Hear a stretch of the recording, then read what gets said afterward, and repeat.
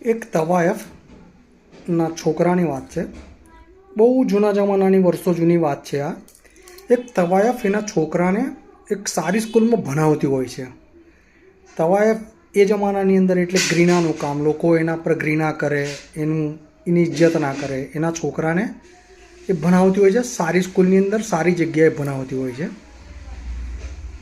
છોકરો એની માને નફરત કરતો હોય છે.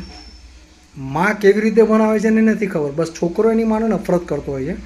હવે તવાયફોના બી ગુરુ હોય કે એમના બી ગુરુ હોતા હોય છે. તો કંઈ બી છોકરાને જરૂર પડે ને તો ગુરુ આવે, ગુરુ એને પૈસા આપી જાય, કંઈ બી મોશોકની વસ્તુ આપી જાય. એવી રીતે છોકરો ભણી ગણીને મોટો થઈ જાય છે. બહુ સારી પોસ્ટ પર, સારી જગ્યાએ, કર્નલ બર્નલ એ જમાનાની અંદરનો બહુ સારામાં સારી પોસ્ટ પહોંચી જાય છે. પણ એ કોઈ દિવસ એની માનું નામ રિવીલ નથી કરતો કે એની માં શું છે, એની માં શું કરતી હોય છે, એના બાપ શું કરતા હોય છે. કોઈ દિવસ એ કશું જણાવતો જ નથી. બસ એના જીવનમાં એક જ છે કે હું જે કર્યું મારી છાતી પર કર્યું.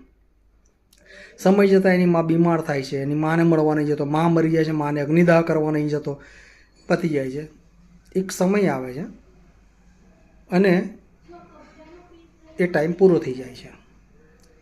વાત ટૂંકી છે, પણ મારો કહેવાનો મતલબ એક છે કે અત્યારના જનરેશનમાં પણ એવું જ છે કે મા બાપ છોકરાઓને ભણાવે છે. ચલો એ આપણી ફરજ છે, ભણાવવા જોઈએ, ઇટ્સ ઓકે, નો પ્રોબ્લેમ. છોકરાને મોશોકની વસ્તુ પણ અપાવતા હોય છે. આપણે દરેક વસ્તુ એને મોશોકની અપાવતા હોય છે. છોકરાઓને આ જમાનાની અંદર અત્યારના જેનજીના લોકોને અહેસાસ કરાવો કે તારી જે વસ્તુ આપીએ છે મોશોકની, કંઈ પણ બાઇક, મોબાઈલ, એ કેવી રીતે તમે અપાવો છો. હપ્તેથી અપાવો છો કે આપડી તોડીને અપાવો છો કે સ્ટ્રગલ કરીને અપાવો છો. મધ્યમ વર્ગના છોકરાઓની વાત કરું છું. તમને એ લોકોને બતાવો કે તમે વસ્તુ કેવી રીતે એમને અપાવો છો. કારણ કે આજના જનરેશનના છોકરાઓને કોઈ દિવસ એવું ફીલ નહીં થતું કે મારા મા બાપે કેટલી સ્ટ્રગલ કરીને વસ્તુ વસાવી છે.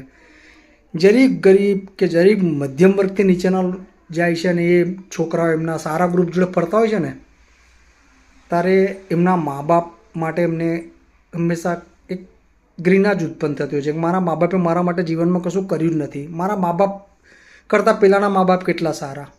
એટલે પ્લીઝ આજના જનરેશનના છોકરાઓને અહેસાસ કરાવો કે તમે તમારા છોકરાને કેવી રીતે ભણાવો છો, કેવી રીતે એના મોશોક પૂરા કરો છો. ઓલવેઝ એને બતાવો.